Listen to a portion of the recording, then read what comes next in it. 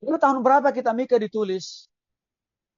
Di mana posisi Mika waktu menulis kitab ini? Berapa jumlah pasal dan ayat dan kepada siapa pertama kali kitab ini disampaikan?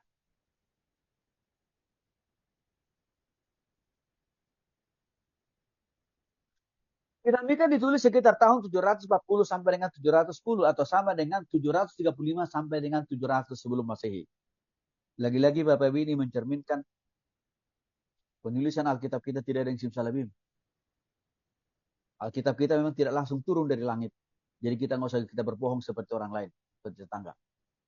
Ngakunya langsung diturunkan dari sorga, tapi kenyataannya ditulis oleh pengikut Rasul atau Nabinya. Itu kan namanya hoax itu. Kalau kita nggak mau membangun, menyebarkan berita hoax, kita nggak mau. Apa adanya kita. Katakan ya, katakan tidak kalau tidak. Itu kata firman.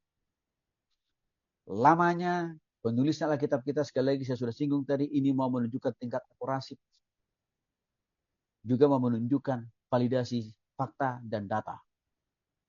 Maka Alkitab kita itu siap diuji, siap dikritik dari berbagai sudut manapun. Kitab Mika terdiri dari 7 pasal dan hanya 105 ayat. Maka kalau kita lihat jumlah pasalnya tidak terlalu banyak. Ini menjadi cerminan bahwa memang kitab Mika bagian dari kitab Nabi kecil.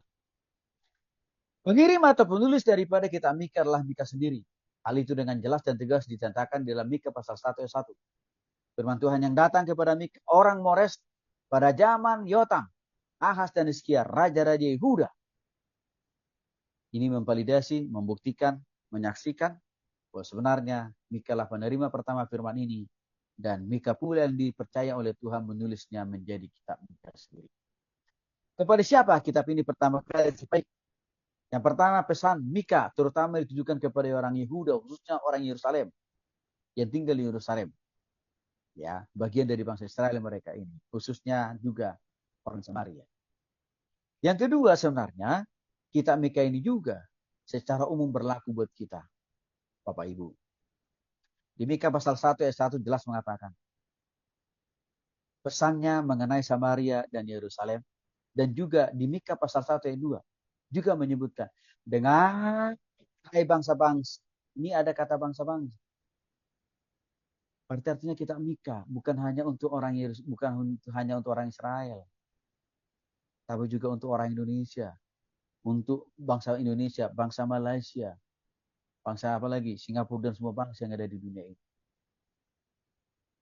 Jika itu salah satu menjadi alasan sangat kita perlukan, sangat kita butuhkan, atau sangat relevan kitab Mika ini buat kita. Karena kasusnya, persoalan-persoalan yang ditemukan oleh Nabi Mika di dalam masa pelayanannya di 3 rejim tadi, Yotam, Ahaz, Hizkia, tidak jauh beda dengan persoalan-persoalan yang sedang terjadi di tengah